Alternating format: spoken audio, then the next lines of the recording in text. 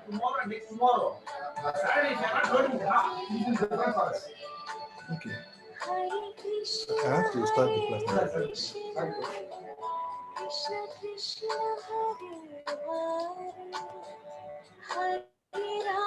I'll print all of them. I just want to play them. Okay, can I wait here? Or I can go. Yep, I'll bring. Okay, bring it, brother. No, include this, brother. Already include one. One I give it to you.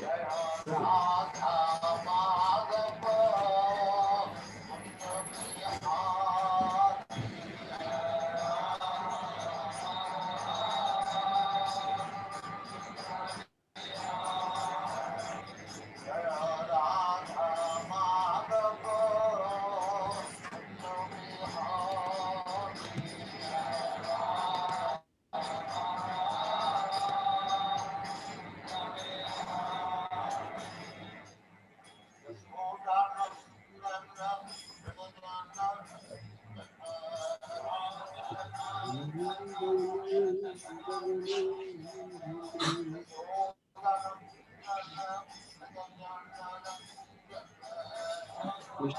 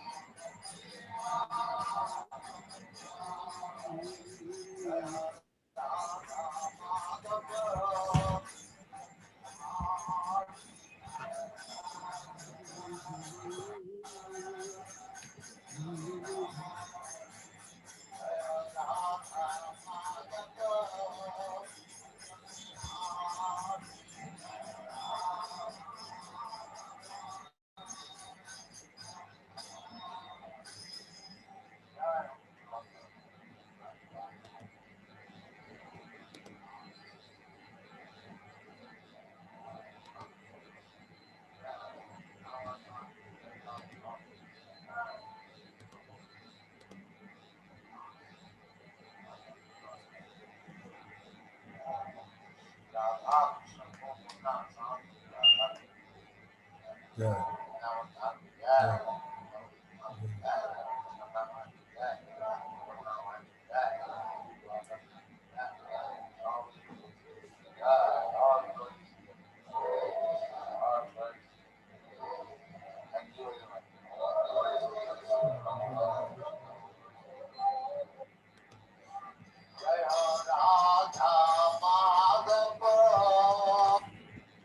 Hare Krishna.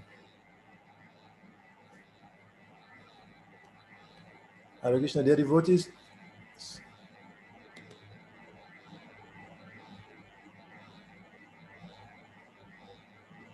I think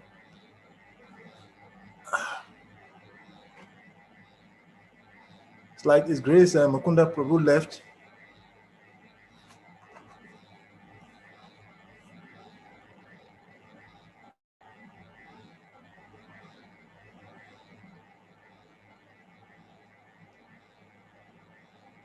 Giridhari Puja. Giridhari Puja, can you hear me?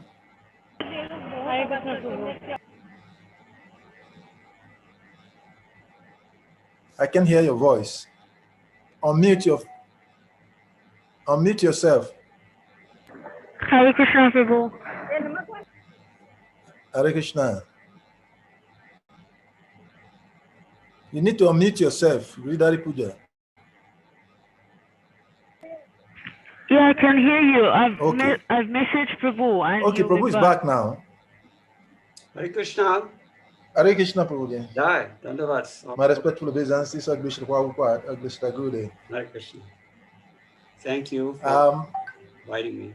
Sorry for the late starting of the class due to some technical details from here. So we've just played Prabhupada's Jara Damad. So if you permit, I'll put the text for the today on the screen so that we can start. Okay. Okay.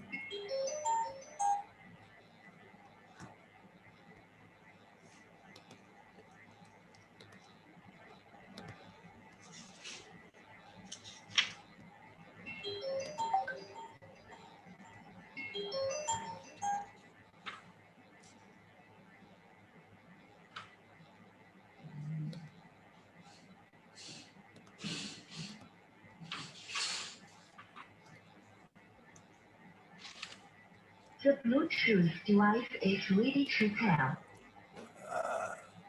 I can't hear you from here. I don't know why my speaker is not talking.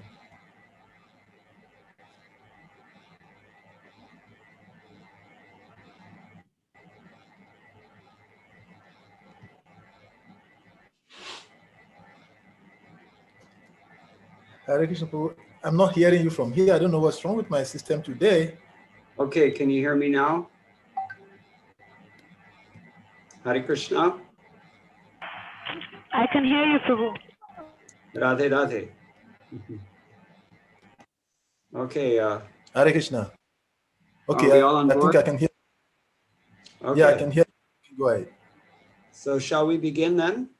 Yes, we can. Okay. We will begin as always with Mangala Charana. Om Namo Bhagavate Vasudevaya. Om Namo Bhagavate Vasudevaya. Om Namo Bhagavate Vasudevaya. Narayanam Namaskritya. Naram Chaiva Narottamam. Devim Saraswatim Vyasam. Todjayamudhirayet.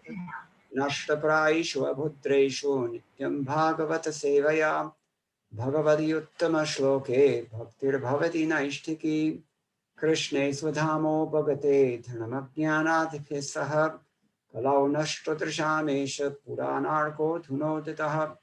This is Grantharaj Srimad Bhagavatam, Canto 1, Chapter 8, and text number 33, continuing the prayers of Queen Kunti. Do we require translation or everybody knows English?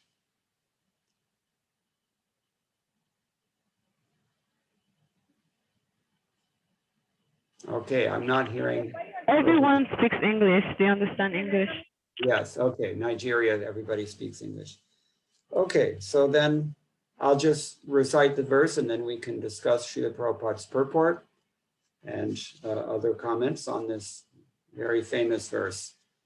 Apare vasudevasya devakyam yachito bhyagat ajastvam asya kshemaya vadhaya chasuradvisham.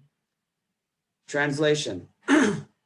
Others say that since both Vasudeva and Devaki prayed for you, you have taken your birth as their son. Undoubtedly, you are unborn, yet you take your birth for their welfare and to kill those who are envious of the demigods. There is a short purport by His Divine Grace, A.C. Bhaktivedanta Swami Srila Prabhupada. It is also said that Vasudeva and Devaki, in their previous birth, as Sutapa and Prishni, underwent a severe type of penance to get the Lord as their son. And as a result of such austerities, the Lord appeared as their son. It is already declared in the Bhagavad Gita that the Lord appears for the welfare of all people of the world and to vanquish the asuras, or the materialistic atheists. Om Jnana Timirantasya Jnanam Jinashalakaya Chakshurun Militam Yena Tasmai Shri Gurave Namah Mukam Kurudi Vachalam Pangum Lankhayate Girim Yat Kripatamaham Vande Shri Gurum Dinataranam Vande Shri Krishna Chaitanya Nityananda Sahodadao Gaudodai Pushpavantao Shandao Chitrao Tamonadao Madgavira Vigopala Sikuryat Kripaya Yati Tadaivasam Payahapitva Krishyus Tatviyajanaha. Srila Prabhupada's purport here is divided into two very obvious, he makes two very obvious points. The first one is more general. The second one is more specific. And Srila Prabhupada reminds us of the fourth chapter of Bhagavad Gita, in which Krishna says, Ajopi sanyavyayatma bhutanam ishvaropi san arkatam swamadhishtaya sambhavami atmamayaya. Although I'm unborn, and ajopi sanyavyayatma, and spirit we know never deteriorates in any way. And although I'm the Lord of all living entities, still I appear millennium after millennium in my original transcendental form. And then he tells us why. Everyone knows the verses. Paritranaya sadhunam vinashaya chadushkratam. Those exact two things are stated here in today's verse as well. Sridhar Swami, in his commentary on this verse, he tells us, Asya jagataha kshemaya, because it's actually not explicit in the verse. Who is getting the welfare? It's only implicit. So he tells us exactly who gets the welfare. All of us do. Jagataha, the whole universe. And I think Srila Prabhupada's translation also indicates that. So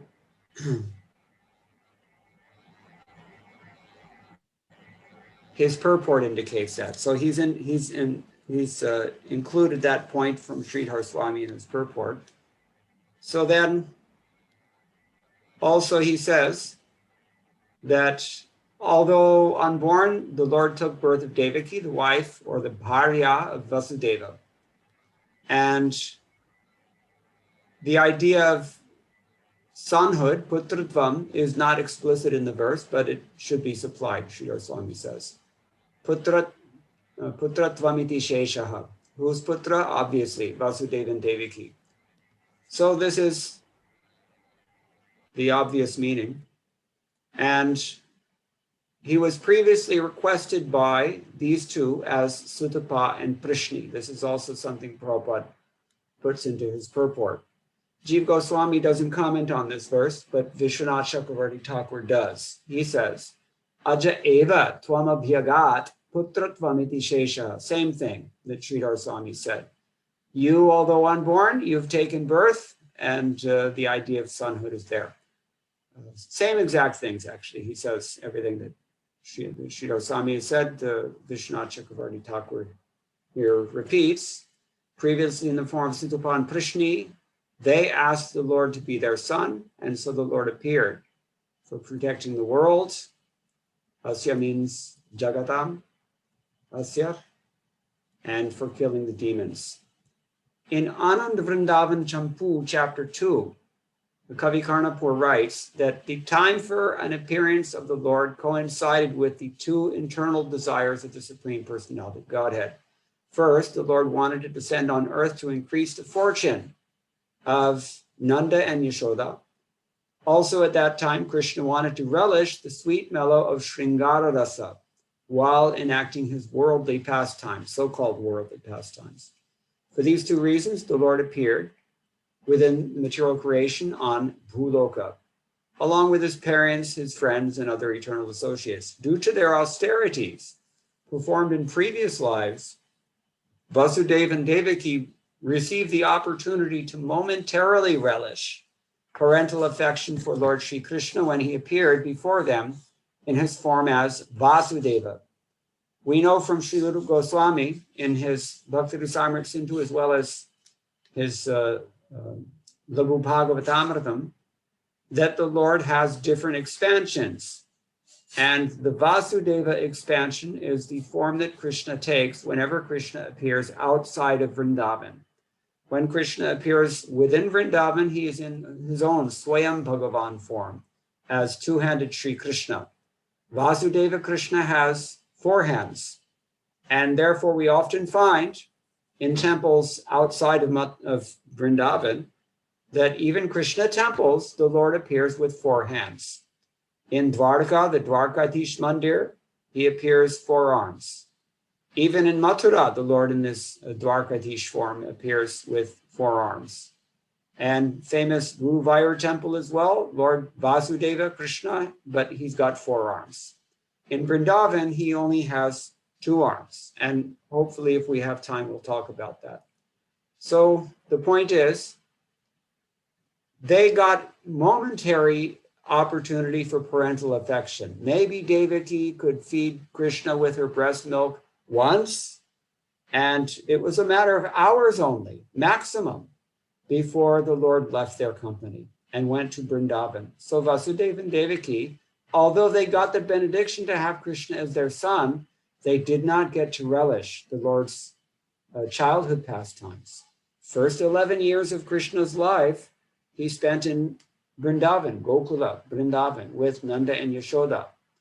And that's another story. We don't have time to elaborate, but actually Krishna is eternally the son of Nanda and Yashoda. It's only for the sake of Leela that he appears as the son of Vasudeva and Devaki. Different devotees in the parental rasa, they have different exchanges of love with the Lord. So in Vasudeva's family, he is known as Devaki Nandan or Vasudeva. And whereas in Nanda's family in Vrindavan, he's known as Nandanandan or Yashodanandan. And sometimes there's a little bit of conflict between the devotees who say live in Dwarka and the devotees who live in Vrindavan, because they're competing, as it were, for the Lord's affections. That's a big topic. It deals with rasa, a difficult topic also. But out of fear of Kamsa, Vasudeva decided to transfer all of his wives except for Devaki to Gokula. He sent Rohini to the house of Nanda Maharaj, and by the sweet will of the Lord, Yogamaya arranged for the 7th child of Devaki to enter the womb of Rohini. Who was that 7th child of Devaki? Balaram. But he was born of Rohini, therefore he's also known as Rohini Nandan. As a result, Balaram appeared in the home of Rajaraj Nanda before the birth of Krishna. In Garganadesh Deepika, the same author, he writes, some devotees say that the 2 demigods, Aditi and Kashyap, who incarnated as Kaushalya and Dasharath, Prishni and Sutapa, and also Devaki and Vasudeva, were the parents of Balaram and Krishna, and they also entered the bodies of Shachi Devi and Jagannath Mishra. These devotees say that if this were not so, then it would not have been possible for Balaram to take birth as their son, Vishwarup. Mahaprabhu's brother is named Vishwarup, and indeed he's Balaram.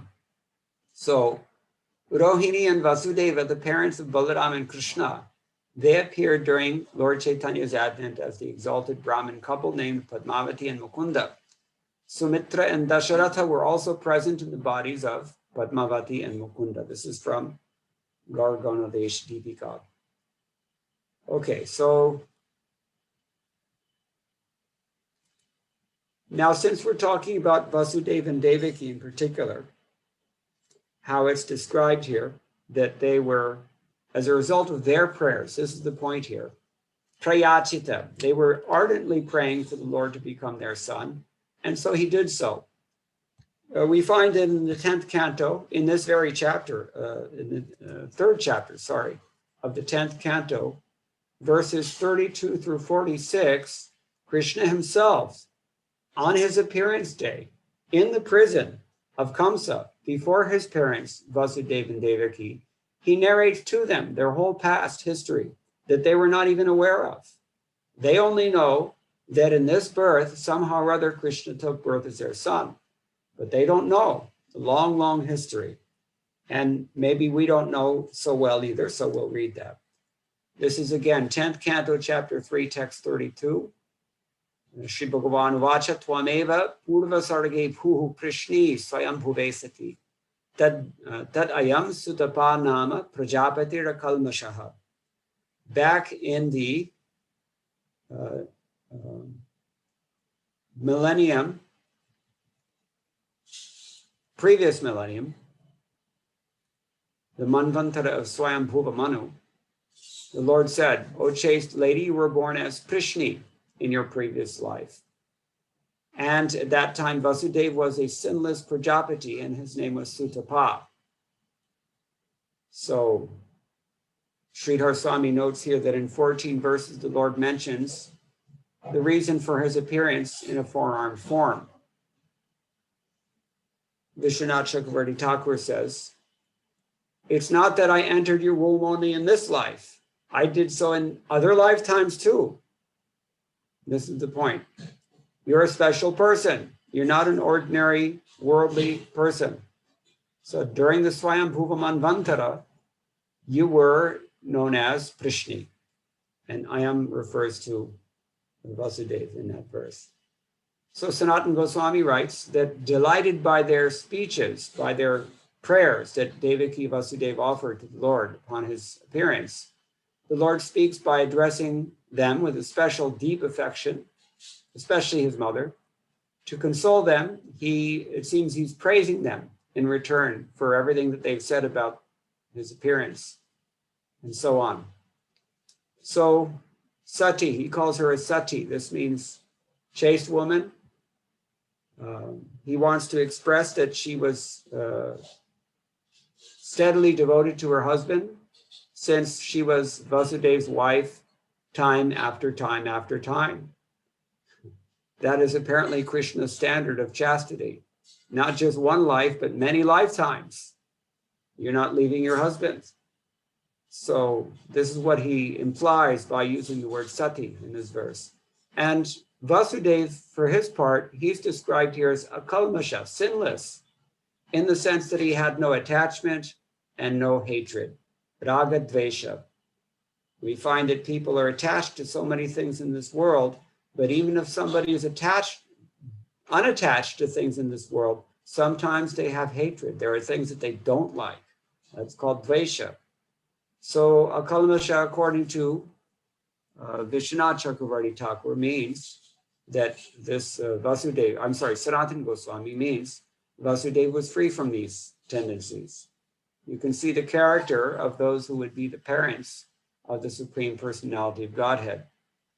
Or he gives an alternative interpretation, akalmasha. If Vasudeva was a kalmasha, that means he was durvasana hina.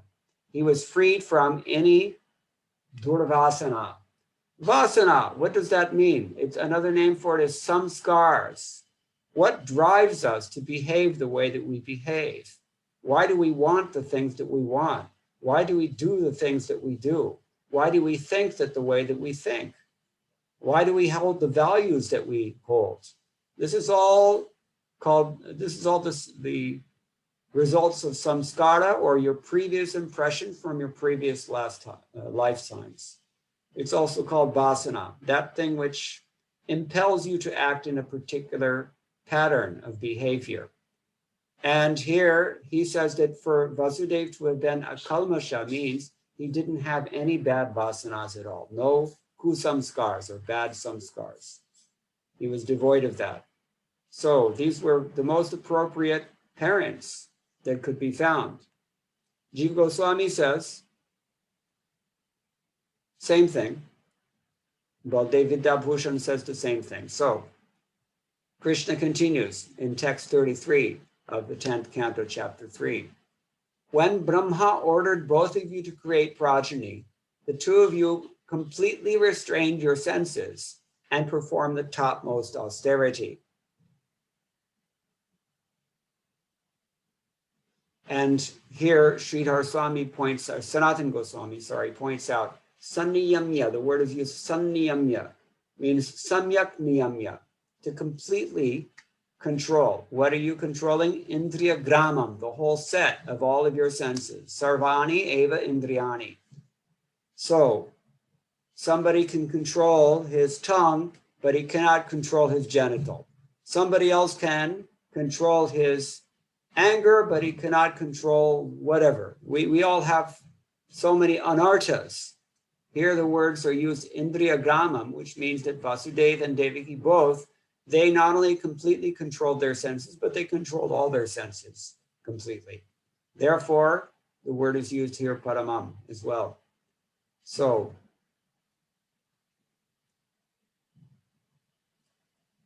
in text 34 and 35, Krishna continues speaking to his parents. How did they execute austerities? Completely controlling all of their senses. Tolerating seasonal weather such as rain, wind, burning sunshine, cold and heat. Subsisting on air and fallen leaves and longing for the fulfillment of their boon from me. Krishni and Sutapas. Their hearts cleansed of impurities by respiratory control. That means pranayama. They worshipped me with a serene mind. Now just think about the name of Vasudeva in his previous life, Sutapa. What does it mean? He nicely performed austerities. And Krishna is here telling him, what did you do in your previous life?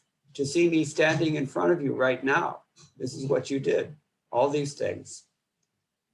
Vishwanath Chakravarti Thakur says, Ata Atapa means burning heat generated from solar rays. And Garnama means summer heat. Sanatana Goswami says, you were constantly tolerating the nature of, rain and wind and burning heat and cold and heat, etc., etc., etc. For that reason, it said, upashantena, you were serene. Sustirena, you were very fixed on me. This is and then he quotes from 11th canto, chapter 19, text 36, in which Krishna says, Samo mannishtata buddhehe. Equanimity means the steadiness of focusing the intelligence on me. That is what these two were doing. They were really, really focused. They did not want to mess around. They wanted to use not only this present life, but they wanted to use all their lives for the purpose of getting Krishna as their son. It's not an easy thing to get Krishna as your son. So kaman means desires, and it signifies here, in particular, matputrata varan, the boon of having me as a son. Jiva Goswami adds to this. He says the same things. So Baladev Vidabhushan, then he says, the impurities of mind, or manomala, are one, attachment, raga, and, as we heard before, dvesha. Upashanta means to have a mind that's devoid of these things. Okay. Text 36, Krishna continues.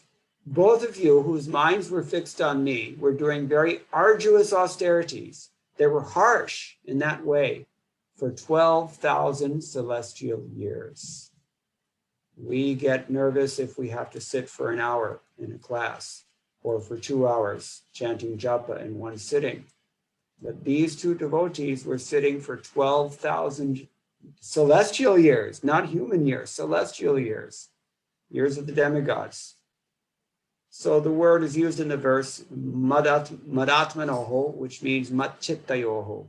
These two had their minds fixed on me. That's Sridhar Swami's comment. Much as Krishna says in Bhagavad Gita, matchitta madgata prana bodhayanta parasparam, ityadi. You may know this verse. Kathayantascha nityam tushyanti cha ramanti cha. This is one of the main verses of Bhagavad Gita. 4 verses in Bhagavad Gita are considered to be the Chatushloki of the Bhagavad Gita. And this is one of them, in which Krishna describes what is Krishna consciousness, to keep your mind fixed on me, matchitta. And what else? Madgata prana, your whole life is fixed on me, devoted to me. certainly that's what Vasudeva and Devaki were doing here as Sutapa and Prishni. Madchitta Madgata Prana Bodhayanta Parasparam, enlightening one another and conversing about me. That's what we are doing right now. And Kathayanta Shamam Nityam, speak glorifying me constantly. Tushyanti cha Brahmanti cha. We are satisfied by that process. We are satisfied to have that process while we are sadhakas.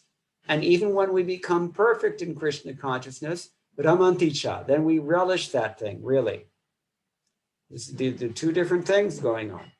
Tushyanti cha, Brahmanti cha. Tushyanti cha means as a sadhaka you are pleased, and Brahmanti cha means as a siddha you are also pleased. This is what the Bhagavad Gita verse means. So that's all being hearkened here by this verse, which has the word madatmano, which Sridhar Swami takes as matchittaya, which means more or less the same thing. So Sanatana Goswami says the very same thing. Viragavacharya of the Sri Vaishnava Sampradaya, he says 12,000 years by the standard of the gods, that is to say Divya Varshas, Sahasrani Varasha. These 12,000 years went by, and Vallabhacharya says this is called a Divya Yuga, and 1,000 Divya Yugas make up one day of Lord Brahma. We know this also from Bhagavad Gita. All right, let's move on then. Text 37, O sinless lady, then being constantly meditated on as this form in your hearts by means of austerities and with faith and bhakti. Bookmark these words here. I'll read the Sanskrit. Krishna tells them, Tada vam paritashtoham amunavaposhanaghe tapasa shraddhaya nityam bhaktyacha pradibhavitaha Pradurasam Vararat Yuvayoho Kamaditsaya Vriyatam Vari Ityukte Madrisho Vam Vritahastutaha. O sinless lady, being constantly meditated on as this form in your hearts by means of austerities and with faith and bhakti, and being pleased with both of you, I, the best among bestowers of boons, appeared in the same form out of a desire to fulfill your wish. After I said you can choose a boon, the two of you chose to have me, has a son like me. Sorry. And Sridhar Swami says, I appeared as that form. Among givers of boons, I am the best. Vararaja. Anybody who's been to Kanchipuram in South India, you know who is Vararaja. King of boon bestowers, you can say. Varadeshu Shreshtaha. So the reason for his appearance time and again and for bestowing a boon at once is stated with that. Kamaditsaya means kamasya datum ichaya. He had a desire to fulfill the desires of his devotees. So madrisha means maya sadrisha, a son like me. Vishwanath Chakravarti Thakur says, the Lord says, only continuous meditation on me with faith and bhakti and by means of austerities that are my kind of vow. This is the reason for my satisfaction. In other words, when we do what Krishna asks us to do, then Krishna is pleased. And how do we know what Krishna wants us to do? The spiritual master asks us to do. If the spiritual master says, chant 16 rounds of the Hare Krishna Maha Mantra every day without fail and without offense also, and follow 4 regulative principles, Krishna says, this is my kind of vow. I like this. So this will please Krishna. So as a result, he appeared in this 4-armed form, Chaturbhuja form. Now, here he adds, Vishwanath Chakravarti Thakur says, because there are 3 additional words here, very important words. The term bhakti should not be explained as just ordinary tapasya. The words are used, Shraddha, Nityam, and Bhavita. So bhakti that is with Shraddha, and that is to say faithful bhakti, having deep faith in the Lord, and Nityam, always carried out, and Bhavita, imbued with bhava or feeling. That is not to be compared to ordinary austerities.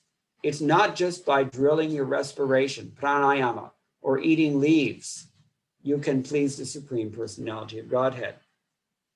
So, therefore, this bhakti is different and is the very cause of prema. Some say tapas and yoga are an addition and are to be understood as the causes of the Aishwarya Gyan of Devaki and Vasudeva, but others say, although the prema of Devaki and Vasudeva, who are eternally perfect, is always mixed with Aishwarya Gyan, the Gyan and the yoga of Prishni and Sutapa, who are Devaki and Vasudeva's amshas, do not do anything to them. They're amshis. That is to say, they don't get affected by Gyan and yoga the way that we get affected by Gyan and yoga. For them, everything is bhakti, whether it's yoga or karma or jnana or whatever, because they're the parents of the Supreme Personality of Godhead, and the amshis, or the origin of these expansions in the form of Prishni Sutapa, or we'll hear about also Kashyapa and Aditi, etc. They're not ordinary persons. So bhavita here doesn't mean just chintita, to be contemplated upon it. Rather it means bhava vishayikrita. I was made the object of love. Bhava vishayikrita. In other words, they practiced raga bhakti. They had deep attachment. Now, Sanatana Goswami says, why is Krishna addressing his mother Devaki as Anagha? Anagha means sinless. What does that mean to Sanatana Goswami? It means sarvaparatharahite. You are devoid of all traces of offenses. If we want to get prema, if we want to get any kind of bhakti, we have to not commit any offense. That's not so easy thing to do. But the journey of 1,000 miles begins with one step. And if you take one step towards Krishna, Krishna takes 10 steps towards you. So it's implied here that there was no break in the performance of their austerities in devotion. Therefore, Krishna was completely satisfied with both of them, and he appeared in his divine form. So somebody might ask, isn't it that Krishna is completely satisfied only by bhakti and not just by tapasya? That's correct. But the problem is that bhakti hardly comes about without any tapasya. This is also a fact. Without performing some austerity, it's very difficult for people to grab onto bhakti. That's true. That is how it works. So he therefore uses the word tapas, just to let us know this. By means of austerities with faith and bhakti, characterized by prema. That's the idea here. Okay. Now, he also adds here that the superiority of each one, each successive one, is also understood. In other words, Shraddha is better than tapasya, but bhakti is better than Shraddha, and prema is even better than ordinary bhakti. This is the point. But they had all of these. So what did they ask for? A son like me, a son like Krishna. They did not ask for Krishna. Why? Jiva Goswami says, it's out of bashfulness. After 12,000 celestial years, the Lord finally appeared before them. And when he was ready to offer them any benediction they want, they were afraid to ask for him to become their son. So they tried to put it a little bit indirectly. Sometimes it's like that. When we're a little nervous about asking for something big, we try to be a little indirect. They were doing like this. All right, so Jiva Goswami agrees that Anagha here means that she was devoid of any possible offense and therefore satisfied.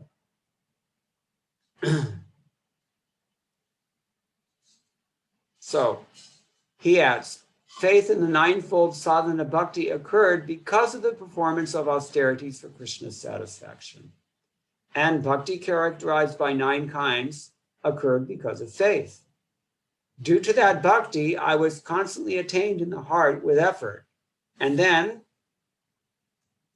I was effortlessly attained by bhakti that is characterized by prema. So he's giving us, Jiva Goswami, he's giving us a continuum here.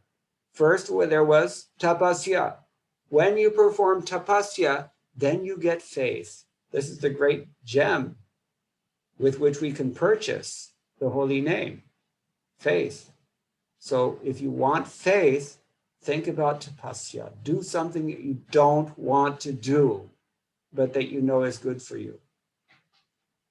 There's something that Srila Prabhupada has asked for and that you don't like giving him.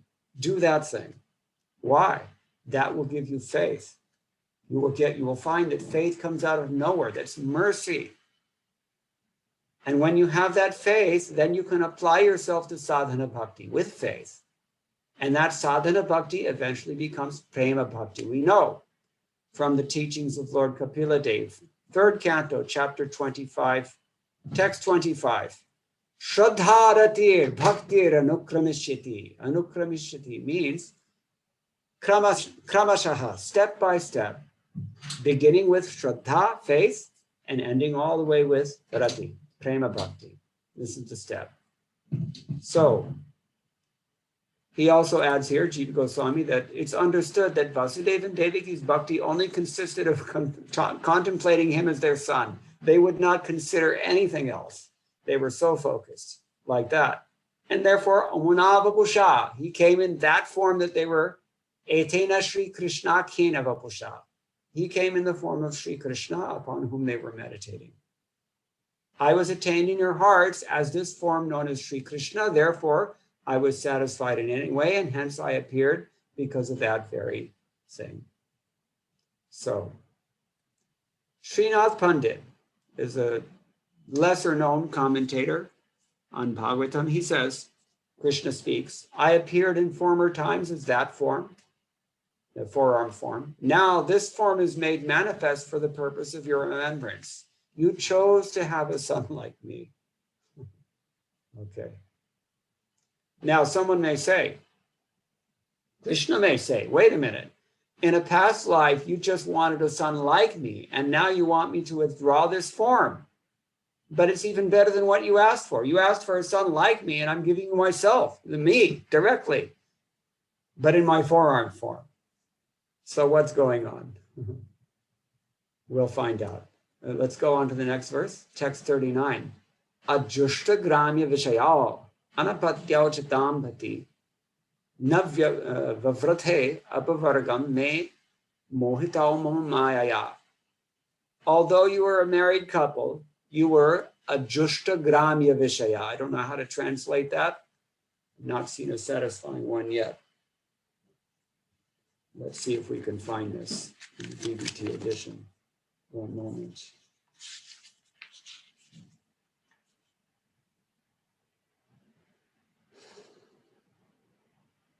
Ajushta gramya vishayal. For sex life and to beget a child like me.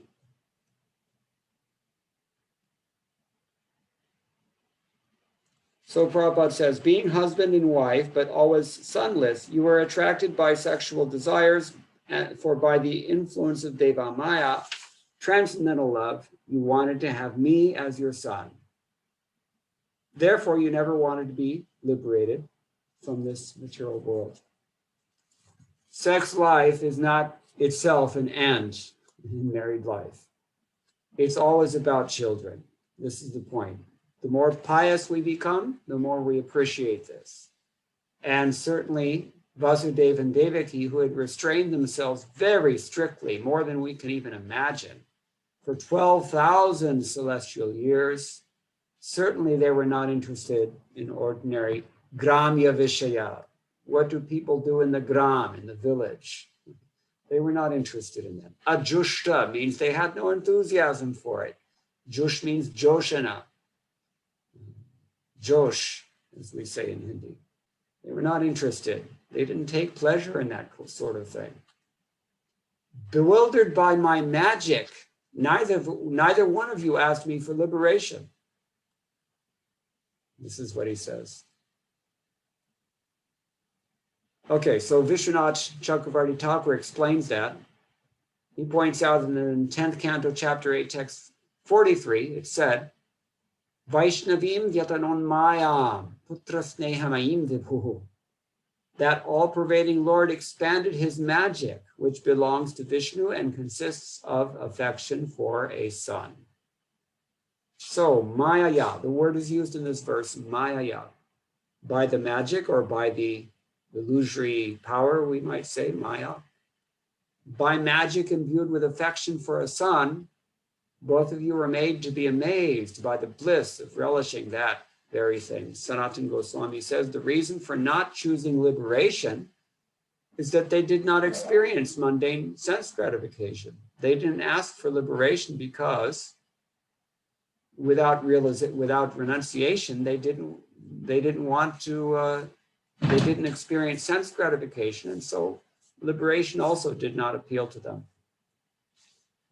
Through sense gratification, you suffer. They had never had sense gratification, therefore they didn't suffer, therefore they did not require liberation. They only wanted Krishna. This is the point. Even though you did not serve material sense gratification, Sanatana Goswami adds, and although you had neither a son or a daughter, still both of you only chose to have one son like me. You, neither one of you asked for sense gratification, nor for many sons, daughters, or descendants. How amazing. You didn't choose moksha.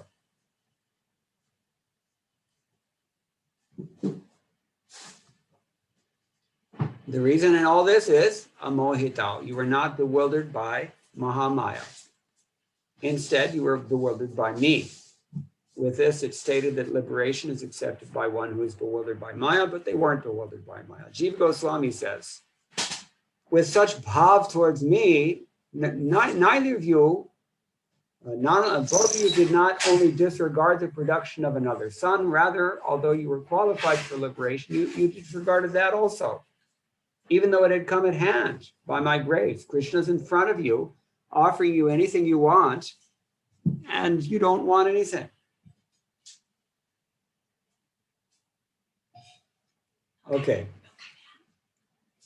In that regard, with ajushta gramya vishayo, the idea is that they were absorbed in thought of their bodies. The locus of ego is refuted. They didn't have any taste for these things. This is the point. So therefore, they were qualified for choosing liberation, and yet they didn't. Because it's mentioned, Vinirdhuta mano malao. All their mental impurities they didn't have any. They were gone. All right. So, Mama Mayaya, Jiva Goswami says in Krama Sandarbha, by my mercy that consists of affection for the type of son that I am, the idea is that this affection for me surpasses the happiness of liberation. That should be the clear take home from this. And Baladev Vidabhushan says, you were bewildered by the transcendental Maya, which means that characterized by affection for me as your son. This is the thing. Yoga Maya, in other words. You didn't choose any kind of liberation that gives you happiness and opulence. Remember, there are different kinds of liberation. There's impersonal liberation, Sayujya, the Vaishnavas never accept that. But there's also Sarupya Mukti. You can have a form just as beautiful as Narayan. Or you can have Sarashti Mukti. You can have as much opulence as Narayan. Just like Ravana, Hiranyakashipu, they had that kind of opulence. Almost like Narayan's opulence. Salokya, you can live on the same planet. You can go back to Godhead, in other words, Vaikuntha, and you can stay there. Or you can have Samipya Mukti. That means that you're always in the personal proximity of the Lord. Pujaris, they have this kind of liberation. But you didn't choose these kinds of moksha. You didn't choose moksha at all. Instead, you wanted vimukti. Vimukti means you wanted to have me as your son because you were bewildered by yoga maya. It's good to be in that kind of maya. Okay. So Same thing is confirmed by Srinath Pandit Vijayadwaj Tirtha, the Madhva Sampradaya. These two, they were not interested in sex pleasure. That's what he's saying here. Ananubhuta maitunadi vishaya, and neither had they ever experienced it. So there's no point of liberation. They're already liberated practically. And gramya vishaya, we had this term, Vallabhacharya defines it as stri sambhoga. That means basically enjoying with the opposite sex. Okay, text 40. After I left you, Krishna speaks to Vasudeva and Devaki. This conversation is continuing in the prison. After I left, both of you, having attained the boon of having a son like me, indulged in sexual pleasures. Thus, both of you got your wish. Why were they pleased to engage in sex life after 12,000 years of not even thinking or experiencing it? Because they knew this is the way that we're going to get him as our son. So they got their wish. Vishwanath Chakravarti Thakur says, they enjoyed gramyan bhogan, the happiness of the urban happiness, we might say, with a desire to procreate a son like me. This is the only interest they had. So they did that, and they got their wish as well. Jiva Goswami says, after I've been achieved, then both of you slackened your enunciation, but your sole objective was me.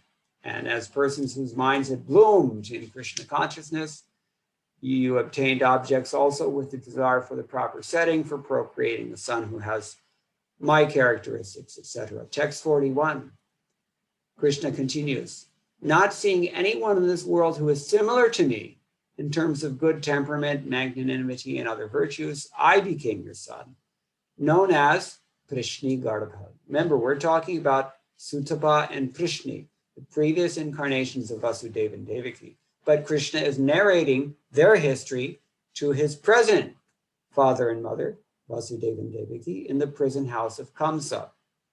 So Krishna told them in their previous life, I couldn't find anybody who's like me, so I myself have become your son. How did he become their son? What form did he become their son? Prishni Garbha. Prishni Garbha.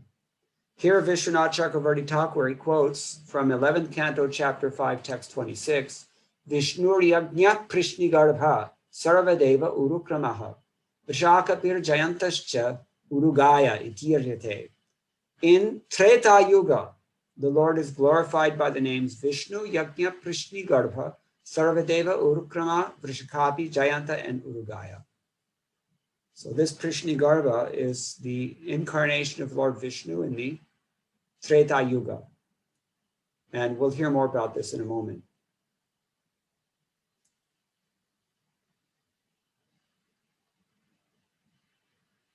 Jiva Goswami writes that the Lord is thinking, I feel as if I was tricked by both of you because of the cleverness of your statement. You wanted a son like me, but there's nobody like me. No, I'm incomparable. Dol Mangala Thakur, he prays to the Lord as Bhavan Eva, Bhavan Eva. The only person like you is you, yourself. So subsequently, after pondering, Krishna says, I fulfilled your heartfelt desire. I became your son. This is the idea here. Okay. Now, Baladev Vidyabhushan, in his commentary on this text, he says, Prishni Garbha, who gave a boon to Dhruva, was the avatar in Treta Yuga. And for more information, he says, please look up Bhagavatam 2.7.8 and Lagu Bhagavatamritam. He gives two references, which we will look up now. In the purport, Prabhupada's purport to Srimad Bhagavatam, the quote verse that he's referring here, he tells us the story of Dhruva Maharaj. He was only 5. He was a great devotee, son of King Uttanapada, but his stepmother didn't like the fact that Dhruva was on the king's lap. She told him, you can't sit there, only my son can sit there. Dhruva felt so insulted. And his father, to make matters worse, his father didn't protest. So Dhruva decided to run away from home, as children do when they get angry at their parents. And he told he went to the forest. He actually did it. He was so determined. This is Kshatriya determination. So, and he was so determined that he executed austerities similar to those of Vasudeva and Devaki, similar to those of Sutapa Prishni. He was eating only leaves. He was eating only air at some point. He was chanting which mantra? Om Namo Bhagavate Vasudevaya. And from whom did he receive that mantra? Narad Muni. With a mantra like that, and a spiritual master like that, and determination like that, how will you not go back to Godhead? So Dhruva Maharaj did this even at age 5. And so Lord Vasudeva incarnated himself again as Prishni Garbha. Prishni Garbha. Garbha means womb. Prishni means small in stature. So his mother was small in stature, it seems. So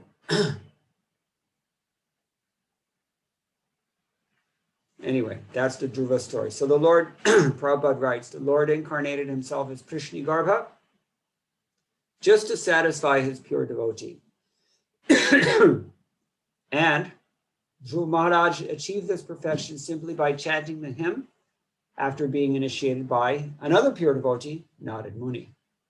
A serious personality can thus achieve the highest perfection of meeting the Lord and obtaining his objectives simply by being guided by a pure devotee, who automatically approaches by dint of one's serious determination to meet the Lord by all means. Are we ready to take up all means to meet the Lord? No, we're not. This is our problem. This is why we're in Nigeria, or this is why we're in London or New York City or Orlando or wherever it is that we are. But Prabhupada says here, he's implying something that he repeats many times if you read his letters carefully. Letters that Srila Prabhupada wrote to his disciples. Just be serious and sincere, and everything will come. This is what he's suggesting here in his purport. Just so you can read this at your own time. This is again Srimad Bhagavatam, Canto 2, Chapter 7, text number 8. Take a look at Prabhupada's final paragraph on that. Okay, Lagu Bhagavatamritam 1.3.54. This is Baladev Vidyabhushan, one of the verses he's directed us to. It says, Lord Yajna and the other incarnations who appeared during the Swayambhu Manvantara are all mentioned by name in the Bhagavatam, except for Prishtigarbha. Their pastimes are mentioned along with their names,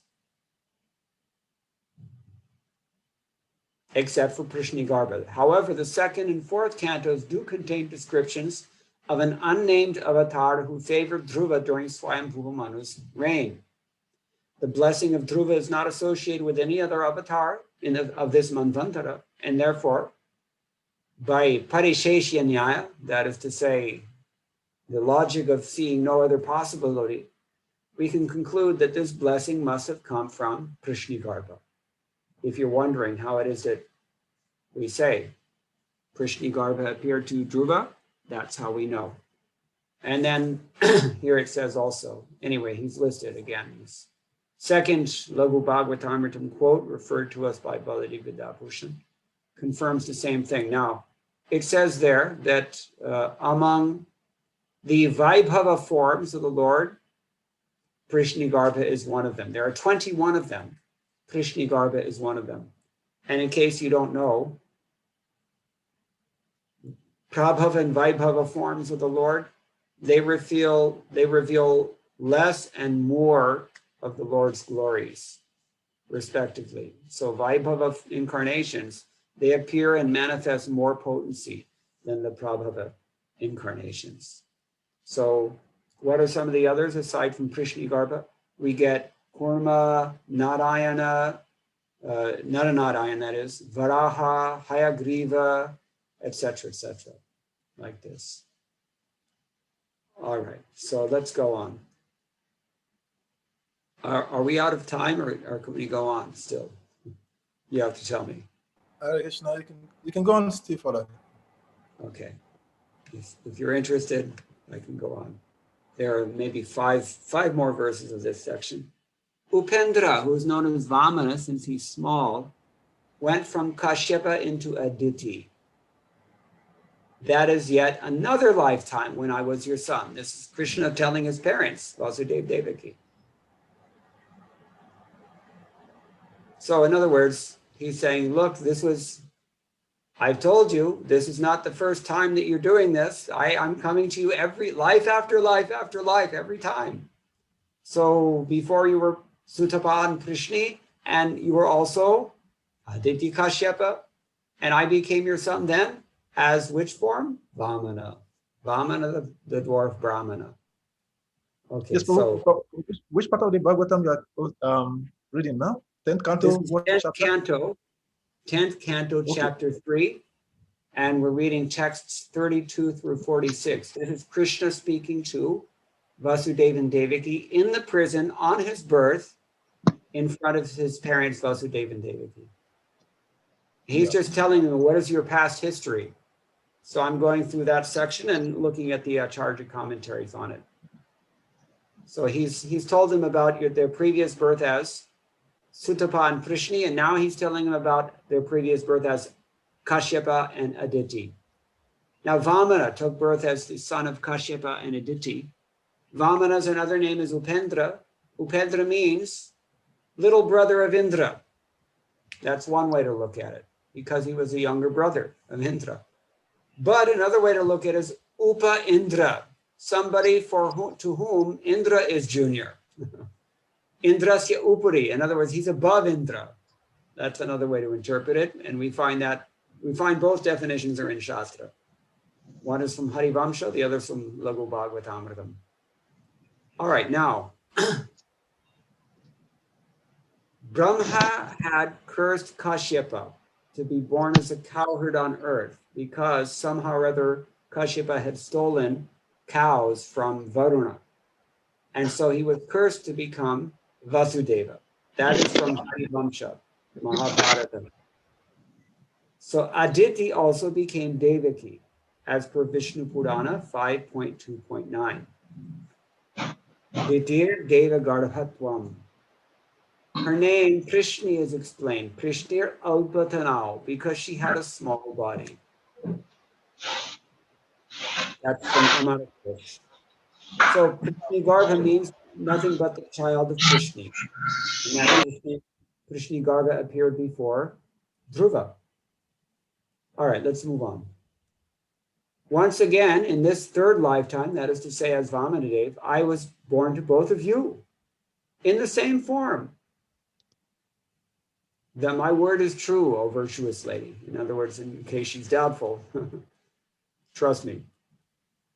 So, in the first lifetime, I was Prishni Garbha. In the second, I was Vamana. In the third, I'm my very self. Ahameva, the word is used here.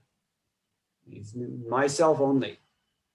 Here, since only the word I is expressed, it's understood. I am the fullness. Both of them are my amshas. In other words, he's speaking as Swayam Bhagavan. All right.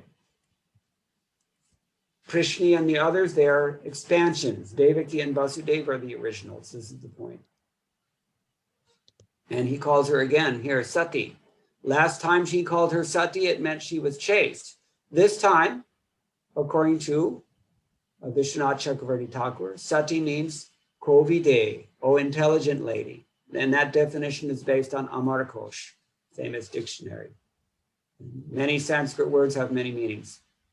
Okay, so I've taken birth as that very form with which I appeared in the days of yore, as Vamana, as Prishni Garbha, etc. Sanatana Goswami is writing this. Therefore, he makes one understand, now I took birth in terms of being fully complete, as the origin of all the amshas. In my previous lifetimes, I was only amshas, parts, partial avatars. But now I'm the original avatar, and this we know is based on Srimad Bhagavatam 1.3.28, which I think you've already read. Ete changsha kalaha pungsa krishnastu bhagavan swayam. Famous verse. So Sanatana Goswami is pointing this out to us. Jiva Goswami says, I've taken birth in the same form in which I appeared in order to give you this boon. And he says, Tenaiva Vapusha, in this same body. He's not talking about Prishnigarbha and Vamana. Now I've appeared to you in my original form. This is the point. And he again quotes the same verse. Here.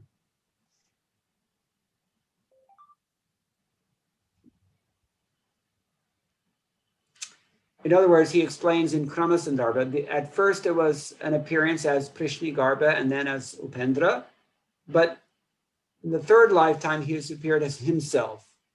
That is the significance of the words Tenaiva Vapusha, this very form, my real form, in other words, Swayam Bhagavan. Okay. Text 44. This form is shown to both of you for the sake of reminding you about my past lives. Otherwise, knowledge of me does not occur because I look to be an ordinary mortal person. So, in other words, why does Krishna appear to Vasudeva and Devaki with 4 arms and then become an ordinary baby? Because if he did not do that, they would not believe that he's really Bhagavan. They have to see, oh yes, this is that person we've been worshiping for 12,000 celestial years as Sutapa and Prishni, and as the devoted parents, Kashyapa and Aditi. Kashyapa, great sage. Aditi, mother of all the demigods. That's how it is that Indra is the brother of Vamandev, because his mother is the mother of all the gods, including Indra. Aditi. That's why demigods, they're called Adityas. Okay. So right at the start, Sridhar Swami says, I've shown you this form for the sake of raising your awareness that here I am. I've taken birth. I'm here. Remember? You prayed for this. So, Madbhavam. Afterward, I will become a boy out of your desire. Sanatana Goswami says, in other words, the knowledge that I myself have taken birth might not have occurred. Otherwise, I would just appear to be an ordinary human being. This is the point. Okay. Now, Jiva Goswami reminds us that earlier in this chapter, in this very chapter, in text 28 of this chapter, text 10th canto, chapter 3, text 28, Vasudeva and Devaki themselves prayed to the Lord, do not take this form of the Purusha, which belongs in meditation. Do not make it visible to those who can only see flesh. They wanted him to conceal his form. This 4-armed form that is shown is only for the sake of remembering the 3 appearances of that ancient form. It's not in reference to the main form, because I, the Lord in person, am taught in various places as only Parabrahman in human shape, Manushya Rupa.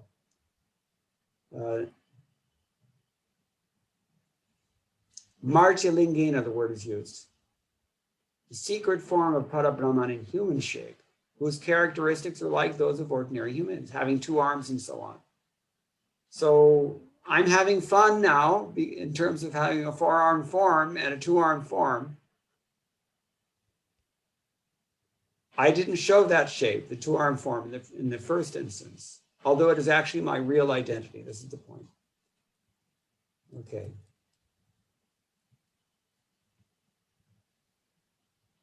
All right, so they give some other references here, but we're running out of time. I want to make it pretty brief here, so I'm going to continue.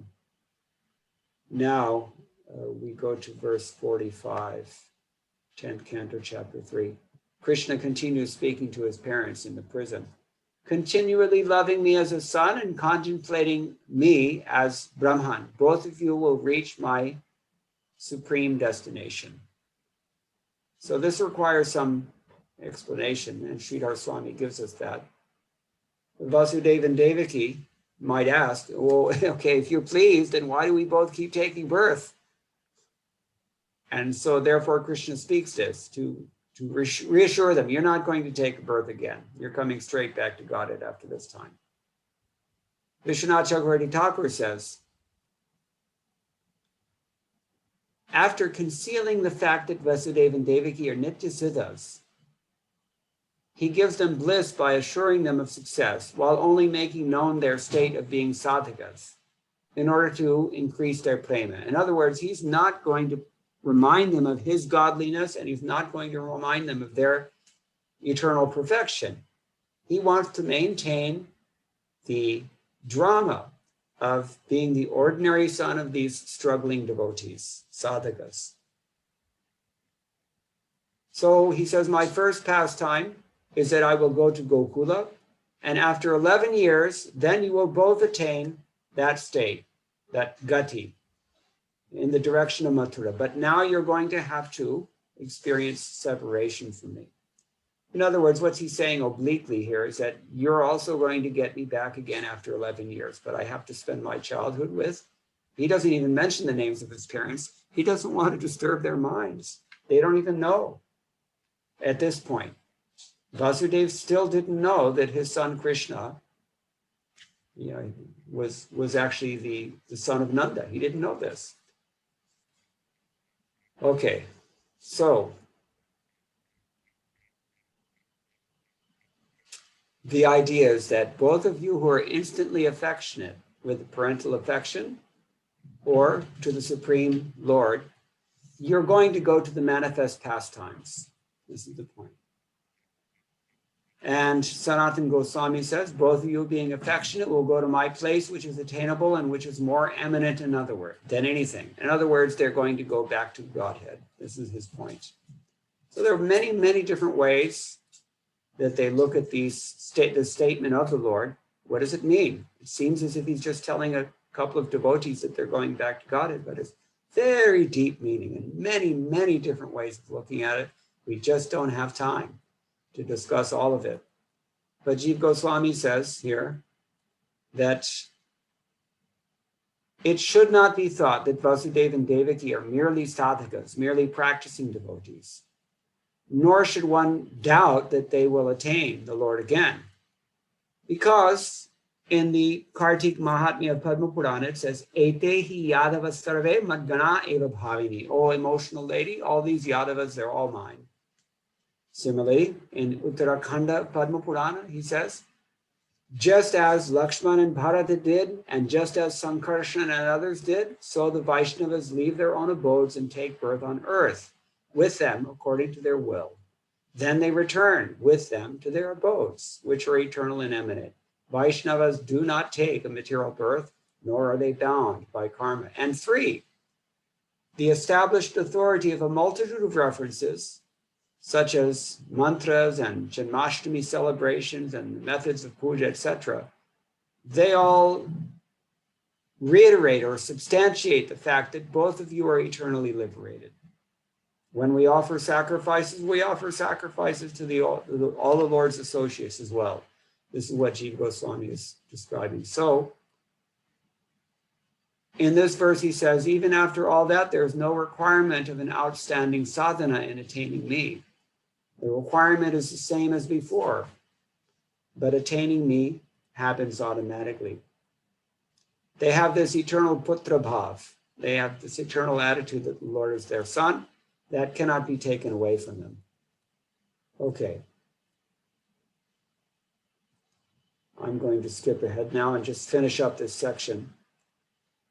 Baladev Vidabhushan makes one final comment here. He says, to go to Sri Gokula, in this verse, he delights his parents by making them confident of their attaining him.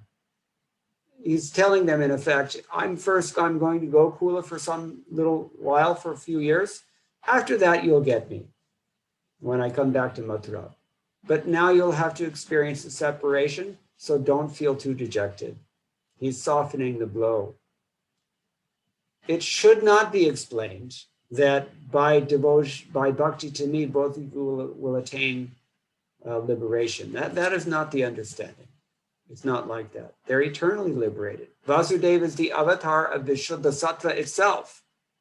Devaki is the avatar of the Shakti called Parashakti. So both of them are eternally liberated. You cannot say that they're practicing devotees aiming at liberation. No. Okay. Vallabhacharya says the same thing here. Final verse of this section, 10:346, Shukadev Goswami said, having spoken thus, Hari became silent while his parents were looking on. In other words, right in front of them. By his Maya, the Lord immediately became an infant. He came into his original intrinsic form, his two-armed form, Sri Krishna, Swayam Bhagavan himself. There's a lot of commentary on this. It's why? Because the word is used here, Mayaya. We've seen this before. Atma Mayaya. And Vishwanath Chakravarti Thakur says, what does this mean? He says, it means a few things, actually. First of all, it means, Atma Maya means Atma Ichaya, by my own desire. I've arranged all these things to happen. That is his one definition. And he's quoting Bhagavat Sandarbha to back that up. Now, another thing he says is that the word prakrita is used here. That means prakriti, sarup, and swabhava are all synonymous words. They mean the intrinsic nature, the essential property of a thing, the innate identity of a thing. So he says here, prakrita doesn't mean mundane. It means instead swabhava siddha, the eternally established perfection of a thing. And that swabhava siddha of Vasudeva and Devaki are to be the Lord's parents. Adhara Shakti, you might say.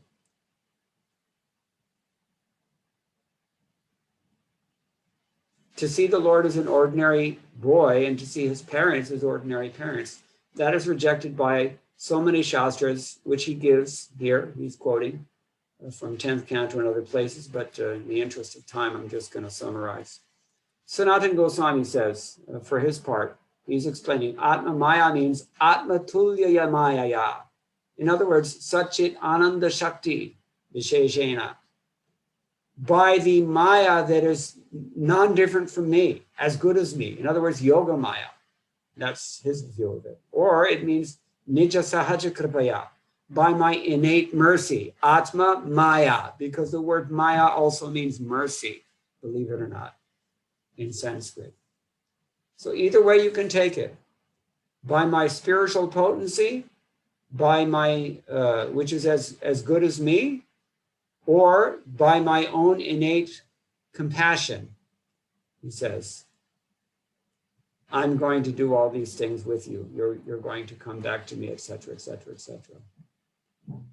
So, and then he says, Prakriti means, Sanatana Goswami says, Prakriti can also mean Prakrishtam, Akritam, Pra-Akrita. That is also Prakrita.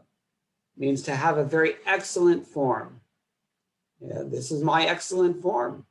As an infant, newborn boy with only two arms, but very special boy, as we are going to see. Krishna's whole leelas in his two-armed form shows us he's no ordinary boy. Therefore, his akritam, or his form, is prakrishtam. And that is how he takes prakriti here in this verse. Prakriti doesn't mean material nature. It means very excellent form of Swayam Bhagavan. He's concealed his divine weapons, and he's even gone so far as to make a connection with an umbilical cord visible when he was born in Gokula. Otherwise, they would all have been amazed. How is this child born without an umbilical cord? So he went so far to put up this elaborate hoax, if you will. Kunti Devi has already said this in previous prayers, since we're actually talking about her prayers. What has she called it? Atyanta Virambanam, supreme cheating. Krishna he goes to such great lengths to hide his divinity within Vrajatam. So that's what he's doing here. And while his parents are looking on, Pitroho Sampashyatoho Satoho. In front of their eyes, he turns into this baby, helpless baby. The baby fell into the water even as Vasudeva is crossing the river. Imagine the cardiac arrest Vasudeva must have had at that time.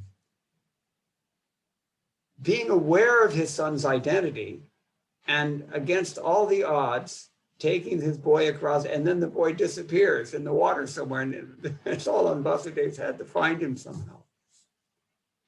untold anxiety, untellable anxiety. Impossible to even conceive of the anxiety that Vasudeva must have been in.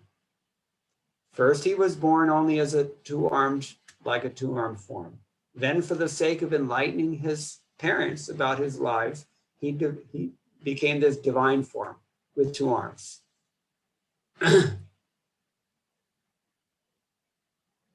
Therefore, in the 9th verse of this chapter, 10:3-9, the word was used adbhutam. Wonderful.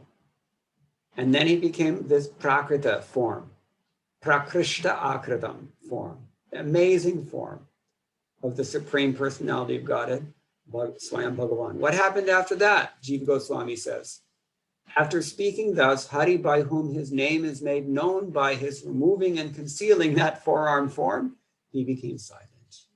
While his parents were looking on, meaning they were not looking at anything else, they were looking at him only. After all, they had been concentrating on him only for 12,000 celestial years.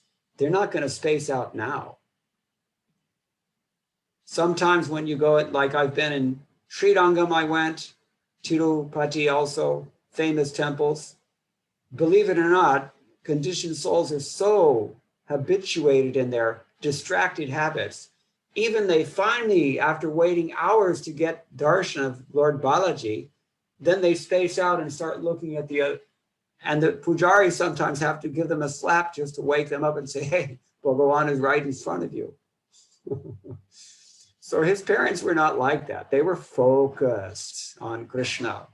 And while they're looking at him, Jiva Goswami says, his four-arm form simply dissolved.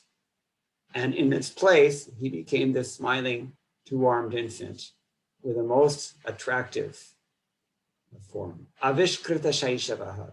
He manifested his infancy by his Maya. Again, the word is used, Mayaya. And here he suggests some more ways to interpret that, Jiva Goswami. First, he says, Surupa Bhuta Jnana Shaktya, by the power of his innate gyan or awareness, he manifested this form. Or again, as the others have already said, Atma Ichaya, by his own transcendental desire. Or again, Atma Kripaya, same thing, by his own personal mercy. So, it's not that he became like that as an adventitious form. This is what he says with Prakrita, which means Swabhava Siddha. It was actually his real form, his Sarup Siddha. I mean, his Sarup itself. Swayam Bhagavan, as we say. Okay. Vijayadwaj Tirtha of the Madhva Sampradaya, he takes it in a little different way. He says here Prakrita form means Prakritavat, just like an ordinary baby, but not an ordinary baby, not at all. We know that. How do we know that? Gopatapani Upanishad tells us, Namaha Papa Pranashaya Govardhanadharaya Cha Putana Jivitantaya Trinavarta Suharine. What kind of baby can kick a handcart and it practically turns into churna? Explodes this cart. No ordinary baby can do this. He killed Putana by sucking out her breath, her life air. He held up Govardhan Hill. Nama Papa Prana, and he can destroy our sins. What to speak of other miraculous things. Takes a miracle to destroy our sins. Nama Papa Pranashaya Govardhanadharaya Cha Putana Jivitantaya Trinavarta Suhanini. And very quickly, Trinavarta never even knew what hit him, practically speaking. He was dead. Madhvacharya also says, Kalyanaga Trailani Hanta. Kalyanag was destroyed. And that destruction of Kalyanaga, that was just child's play for Krishna. Trailana. Kalyanaga Trailani Hanta means child's play. All right. So I'm going to stop here. There's so much more that we can say, but I'm conscious of the fact that we're late already. So maybe if anyone has any questions or comments. I'm Thank very you sorry. thank you so much. When I was preparing to come for this class, I was coming with the intention to listen to Srimad Bhagavatam class, but I think this class is not just a class, but a sastric study of Krishna's advent. Thank you so much, Prabhu. Well, it is the mercy of our acharyas. They've given all these subtle understandings of just one pastime only. Krishna appearing before us at the request of Vasudeva and Devaki. They say all this about that thing. You just have to know where to look. Yeah, so quite unfortunate. I couldn't take down the notes of most of those quotations because they're very powerful references. Well, thank you so much. I think I'll have to listen again and again to the lecture on. I'll download that on YouTube, and then I can relate back to those references. They're very powerful. Thank you so much. Okay, thank you, Hare Krishna. We have one Yeah, question. we have a question. Yes, in the person of Kishori Priya.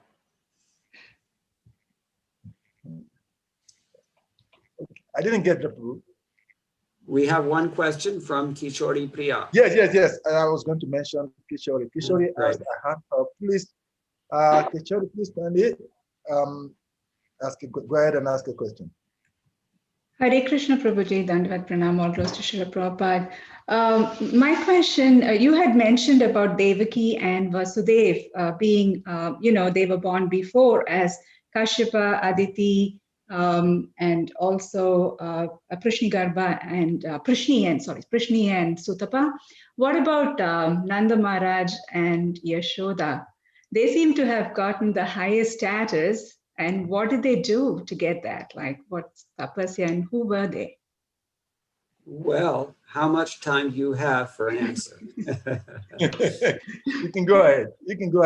We're listening. The fact of the matter is that in accordance with what the acharyas have written on this passage of the 3rd canto of 10th canto, I have been stressing that Vasudeva and Devaki are the amshis or the sources of these expansions that they have made in the form of Kashyapa, Aditi, and Sutapa, Prishni, etc. But actually, Vasudeva and Devaki themselves are only expansions of Nanda and Yashoda. So Wow. There's no real difference. There's no real difference.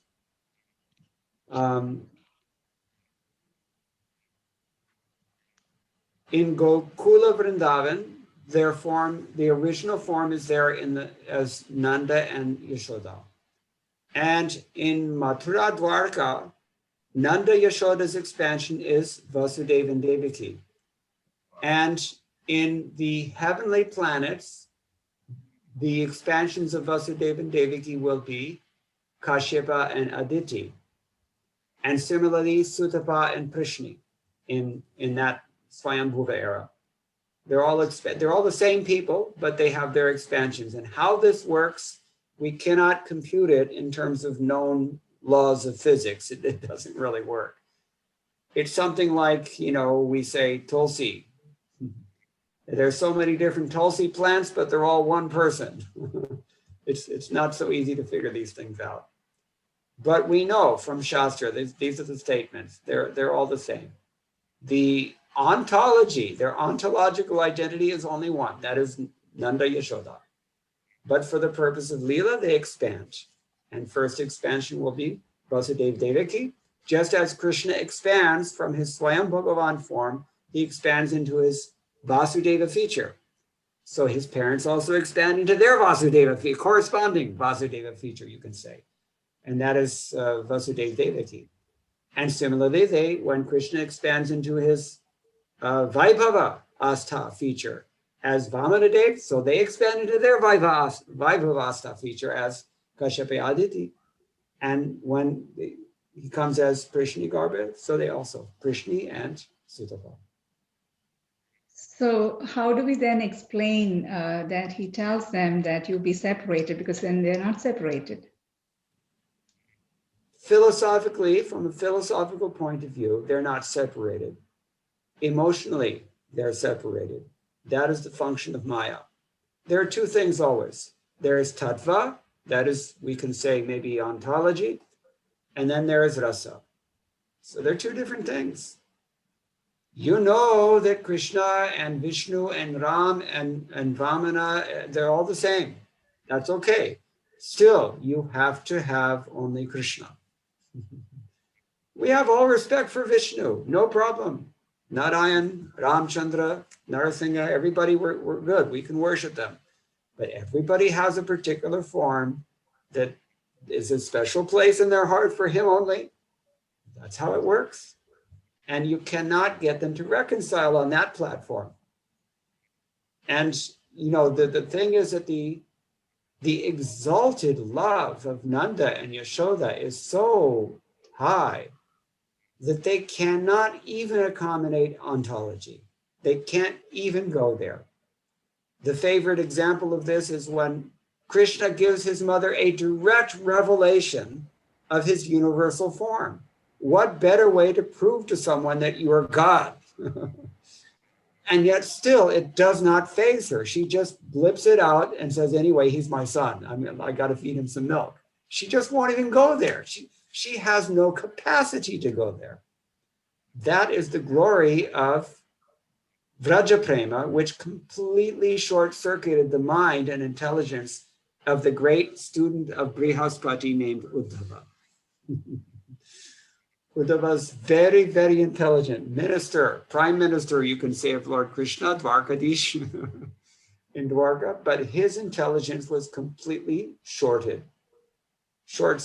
When he went to Vrindavan and tried to conceive of the love of these, he could not even compute. So, you know, they don't have the capacity for tattva in Braj. They're all mad. Clinically, I mean, clinically insane. Everyone in Braj. Really, I mean, if any one of them, you take anyone, you say, oh, relationships, everything dysfunctional. Thank you very much. This thing is very esoteric. Chaitanya Mahaprabhu has come to give us this thing. It's very confidential. It's very esoteric. We don't say these things so much in public because people can't. Your entrance into this realm is with a different ticket. Thank you very much. Yes, Prabhuji, thank you. I did have another question, but if I just want to wait till someone else has a question. If someone else has a question. Okay, you can go ahead. I have another question, but then you can go ahead with your second Go ahead, Prabhuji, you can ask your question. Yeah, it's better if we keep it short because I myself have to go also. Okay, let me just, there are so many questions that actually rises from this class, but there is one particular question that I've been trying to get an answer to in the last few days while reading this Mother Kunti's realization and prayers. Just like a mother asked a question about the personality of Mother Yashoda and Nanda Maharaj. Who is Mother Kunti? She is Vasudev's sister. That's why she's Krishna's aunt. That's why she also has the same parental affection and very, very similar. It's interesting, actually, you bring this up because in the Brihad Bhagavatamritam, there's a very interesting statement of Kunti Devi in which she describes that she feels herself to be even, I'll just read it to you in a moment. 1 minute. Kunti is similar Vatsalya Prema she has, but her Vatsalya is also mixed with Aishwarya Gyan, as we know. And that's why she says, for example, Samam vimohayati bhirapi yad bibheti, which is also in this same chapter. She said, when I see the things that you do, I just get completely bewildered because your fear itself is afraid of you, and yet you're crying in genuine fear of your mother. She said, I just can't understand this because the reason that she knows that he's God. It's an incompatible mix to have so much Aishwarya Gyan mixed with Vatsalya Prema. It doesn't really work out so well. What she says is that This is the Brihad Bhagavatamrita 1.5.83. Kunti said, I had no husband to protect me, but Krishna always interceded just in time to save me and my sons from calamity.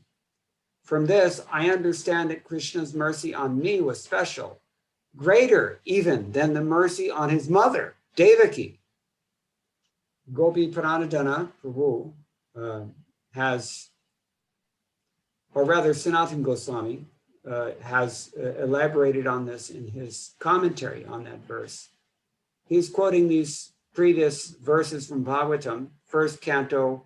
You've already done them. Text number 23 and 4 of this chapter. You can review those. So Sanatana Goswami quotes those, and then he says, Srimati Kunti Devi here implies that Krishna's mercy on her differs from his mercy on Devaki. Krishna saved Devaki from Kamsa's persecution when Kamsa tried to kill her, but only after Devaki had been imprisoned for a long time. Oh, this is after. This is when Krishna killed Kamsa. So, moreover, he released Devaki only once. And even when freed, she was still unhappy because Krishna had not rescued the first 6 of her sons from Kamsa's murder. But Krishna saved Kunti repeatedly together with her sons. Krishna always came to their rescue without delay. When Duryodhana tried to feed Bhima poisoned cake, when Duryodhana tried to burn the Pandavas alive in a palace made of lac, when the brothers had to face man-eating Rakshasas like Hidimba, and when they were cheated by the Kauravas in gambling, and on numerous other occasions, Devaki had protectors other than Krishna, including her husband and other Vrishni heroes, whereas for Kunti, Krishna alone was the only shelter. Kunti therefore considered her own dependence on Krishna more complete. That is what makes it so incredible when we hear Kunti Devi, of all people, saying, Vipado Santuta Shashwat Tatra Tatra Jagadguru. What an exalted character. Just think about who these personalities are. We're hearing about the austerities. Krishna himself is enumerating the austerities, no doubt out of his profound appreciation for what they had done for him. And we can't imagine ourselves doing these things. And look what Kunti Devi went through as well. Brother and sister, they're birds of the same feather. So they're very similar. Kunti Devi and Devaki Rani they're very similar. Okay. I hope that's okay. There's another angle to this question, and we know the story of Mother Ganga and Santanu and how they came and what happens in the previous bed before that bed. But before this appearance of Mother Kunti, what was her past that has brought these calamities for her to go through? Is this just that she's just a direct part and parcel of Krishna's associate that comes directly just to enhance Krishna's pastime, or she has some other activities in her previous life that has created this situation? Not sure I follow what you're asking. Okay, Maybe the question is that Mother Kunti in her previous lives or life, what were the activities that made her to go through these calamities in this present moment? Yeah. I don't have an answer for that at the top of my head. I can't remember. I've heard that even. Okay. We have good backstory for the sons of Devaki, why they were killed. Kunti, though, I don't recall hearing. Thank you. Okay. Yeah, I think we'll let you go. There is a question in the chat room, but I think you've already addressed that in the course of the discussion. Judge Amiga was asking that he would like to know if Mother Devaki and Vasudeva incarnated or they reincarnated. And I think you addressed that in the course of your lecture. So on that basis, I think we'll allow you to lecture actually go through their history. Yeah. So Krishna, this is the point. She's enumerating all the reasons people say Krishna comes. This is one reason. Vasudeva, I mean, how can you ignore it? Look what they did. How can you ignore them? And then afterwards also, when Krishna went to Braj, he came back to Mathura and killed Kamsa. All the Brajavasis there were saying, okay, come home now. We'll all be family again. But Krishna, well, wait a minute. You know what? Look at these two. What about, they've been in prison this whole time. How difficult. Difficult for us to hear. How do you think Krishna can deal with this? So much pain. But it's not really pain, my friend. This is all ecstasy. That you cannot tell someone without faith. It's something to be experienced only. Okay, I think maybe, since you have some other engagement right now, I think we'll allow you to go do. Mother Kishori said earlier that she will add another question, but I don't know whether you can still accommodate that or we'll draw the curtain here. Okay, one last question, then I'll go. Okay, Mother Kishori, you have the last question. I hope it's an easy one. Thank you, Prabhuji. This was related to what you said about, give up something that you have difficulty giving up. That's the definition of austerity. Tapa means it has to burn a little bit. If it doesn't burn, it's not austerity. Tapas. Yeah. So I was wondering if you could expand on it, because a lot of times we when we hear, it's selective hearing. We only like to adopt that is pleasing to us, and we ignore the other things. So. Yeah, that's one thing. And then another thing is that Prabhupada says, you don't really have to make any extraneous endeavor for austerity. All you have to do is commit to following this process of bhakti, and you will discover the austerity is forced upon you in due course of time. It will become very difficult to follow through with your commitment at one point or another. It will happen that heavy austerity comes to you. So, it's natural. It's built in. Vairagya Vidya Nija Bhakti Yoga.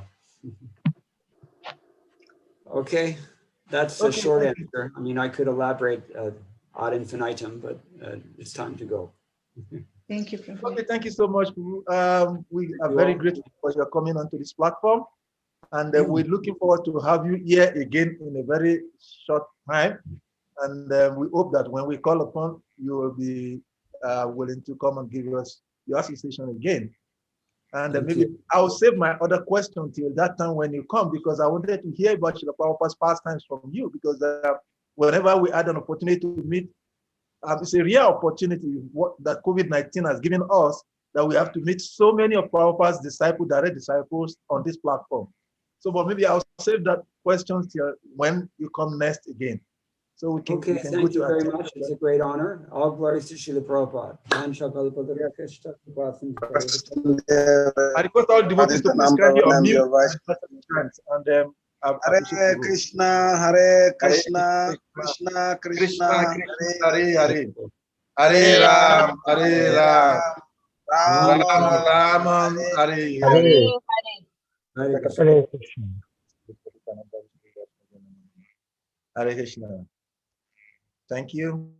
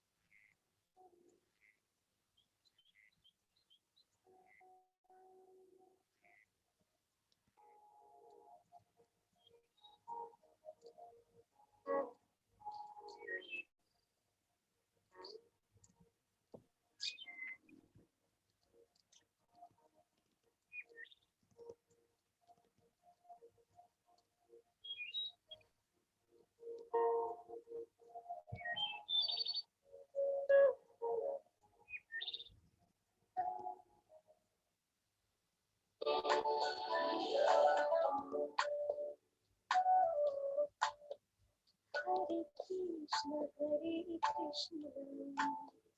Krishna Krishna Hare Hare Hare Rama Rama Rama Hare Hare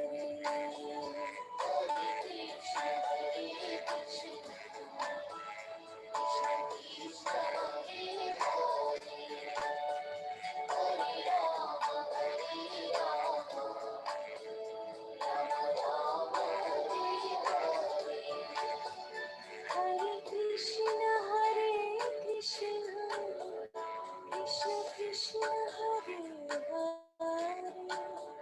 Hare Rama Rama Rama Hare Hare Krishna Krishna Krishna Hare Hare Hare Rama Rama Rama Hare Hare Hare Krishna Krishna Krishna Hare Hare Hare Rama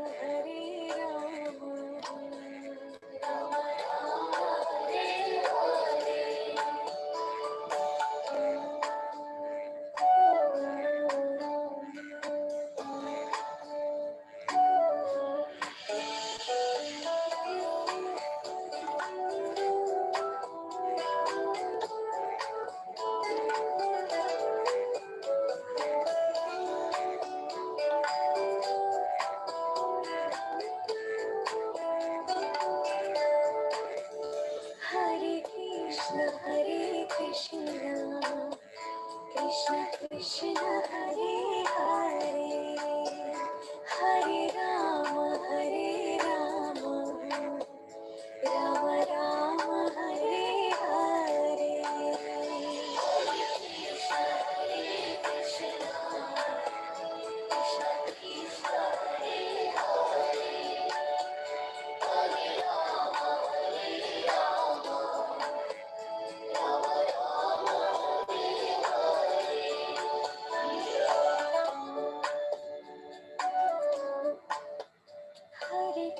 Rama Hare Krishna Krishna Krishna Hare Hare Hare Rama Rama Rama Hare Hare Hare Krishna Krishna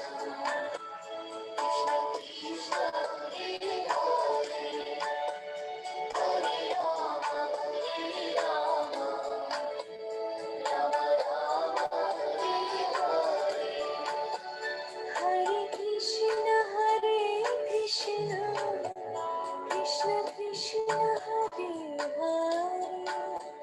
Hare Hare Rama Rama Rama Hare Hare Hare Krishna Krishna Krishna Hare